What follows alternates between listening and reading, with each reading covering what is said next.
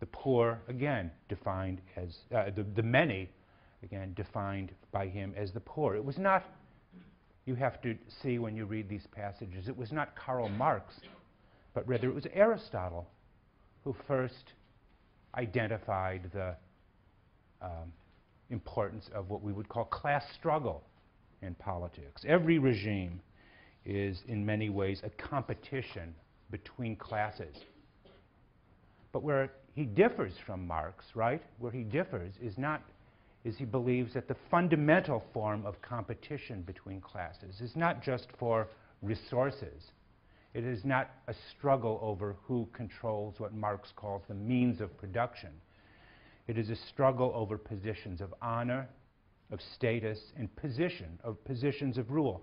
Struggle is, in short, political struggle, not economic struggle. Every regime, he believes, will be, in some ways, a site of contestation with competing claims to justice, with competing claims to political rule, for who ought to rule.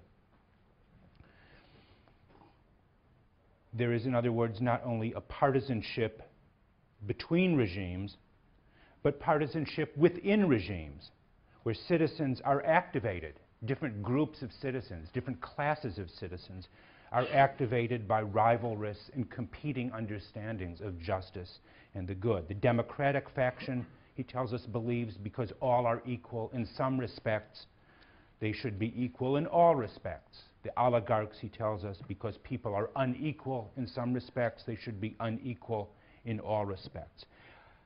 For Aristotle, the point and purpose of political science is to mediate the causes of faction, to help causes of faction that lead to revolution and civil war.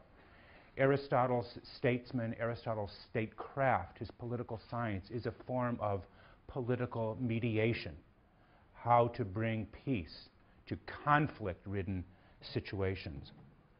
It is always surprising to me that many people think that Aristotle ignored or has no real theory of political conflict, when it seems to me conflict is built in to the very structure of his understanding of a regime. And again, not just conflict between rival regimes, but conflict built into the nature of what we would call domestic politics, different classes contending with different conceptions of justice. And how can the political scientist bring peace, bring moderation to these deeply conflict-ridden situations? Aristotle proposes, how does he propose to do this? He proposes a couple of remedies to offset the potentially warlike struggle between various factions. And the most important of these remedies is the rule of law.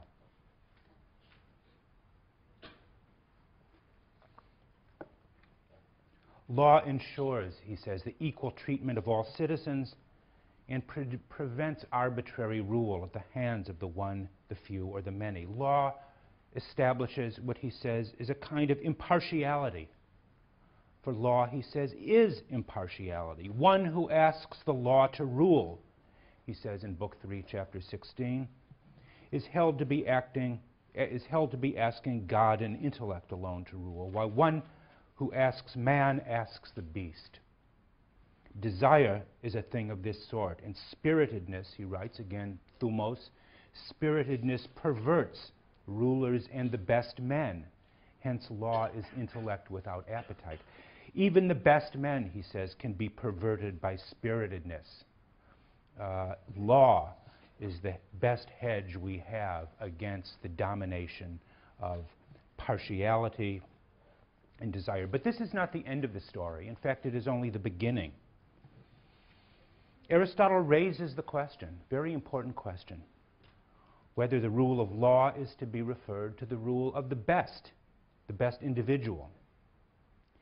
And typically, again, he seems to answer the question from two different points of view, giving each perspective its due, its justice.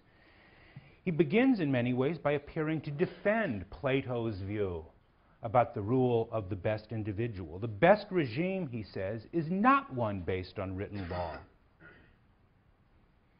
Law, and his reason seems to be something like this. Law is at best a clumsy instrument, a clumsy tool, because laws only deal with general matters and cannot deal with particular concrete situations. Furthermore, law seems to bind the hands of statesmen and legislators who always have to be responding to new and unforeseen circumstances. And yet at the same time, Aristotle makes the case for law. The judgment of an individual, no matter how wise, is more corruptible, whether due to passion or interest or simply the fallibility of human reason, than is law. He notes as a practical matter, no one individual can oversee all things.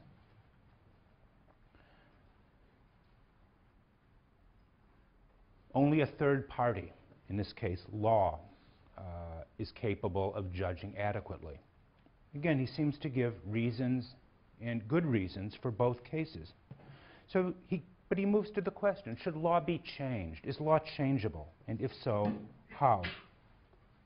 And once again, he puts forward different arguments. In Book 2, Chapter 8, he compares law to other arts and sciences and suggests why sciences such as medicine and has exhibited progress, this should be true for law.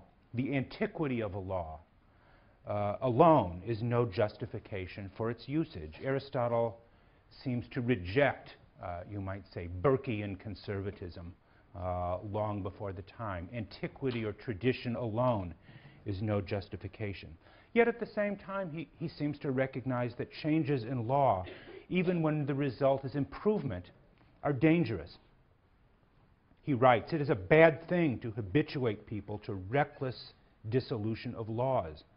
For the city will not be benefited as much from changing law as it will be harmed through being habituated to disobey the rulers." In other words, he's saying lawfulness, like every other virtue, is a habit. It is a habit of behavior. And the habit of disobeying even an unjust law will make people altogether lawless.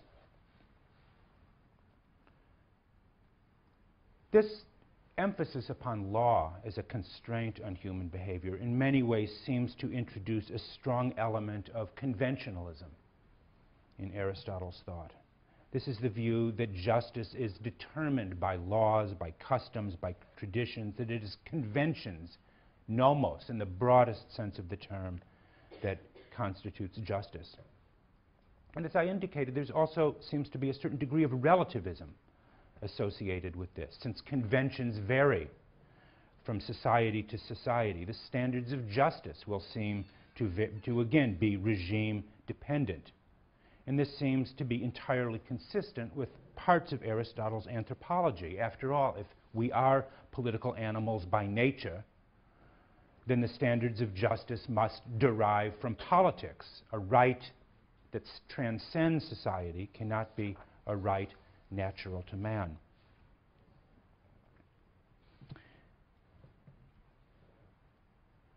Yet Aristotle's conception of our political nature seems to require standards of justice that are natural or right for us.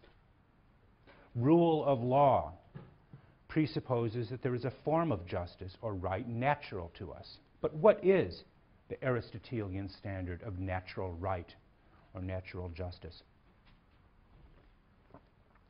Aristotle makes a surprising assertion. Unfortunately, it's an assertion in a book you're not reading. A book, the Nicomachean Ethics, Book 5, Chapter 7. He says there that all natural right is mutable or changeable.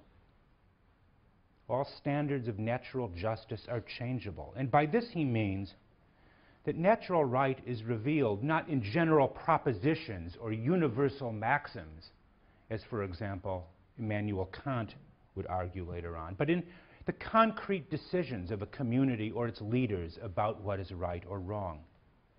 Natural right is mutable because different circumstances will require different kinds of decisions. So does this mean then that for Aristotle there are no universally valid standards of justice or right? that it all depends on circumstances, that justice, like the good citizen, is, as it were, regime dependent? Is this not to fall into the boundless field of Machiavellianism that declares right and wrong to be entirely relative to circumstance, context dependent? Is that what Aristotle is saying? Not at all. Aristotle emphasizes the mutable character of natural right, in part to preserve the latitude, the freedom of action required by the statesman. Every statesman must confront new and sometimes extreme situations that require inventiveness and creative action. And in such situations where the very survival of the community may be at stake, we might call these emergency situations, the conscientious statesman must be able to respond appropriately. 9/11, for example. A moral law that refused to allow the statesman to protect the community in times of crisis would not be a principle of natural right. It would be a suicide note. To a considerable degree, Aristotelian standards of natural right reside in the specific decisions, the concrete decisions of the ablest statesman. These cannot be determined in advance, but must be allowed to emerge in response to new and, again, different and unforeseen situations. What is naturally right, what is right by nature in peacetime, will not be the same as what is naturally right or right by nature in times of war. What is right in normal situations will not be the same as what is right in states of emergency. The statesman, in the Aristotelian sense, is the one who seeks to return as quickly and efficiently as possible to the normal situation. And this is what distinguishes Aristotle from Machiavelli and all those later thinkers who take their bearings from Machiavelli. I'm thinking of thinkers like Hobbes, like Carl Schmitt, and Max Weber in the 20th century. All of these thinkers take their bearings from the extreme situation, situations of civil war, of social collapse, of national crisis. The Aristotelian statesman will not be unduly affected by the occasional need to depart from the norm, whether this means in the case, to take an American case, the suspension of habeas corpus, as Abraham Lincoln did during the Civil War, or the regrettable need to engage in domestic espionage. But in any case, the Aristotelian statesman's goal will be the restoration of the conditions of constitutional government and rule of law as quickly and, again, as efficiently as possible. On that grim note, I think, I'll let you go, and we will conclude Aristotle next time.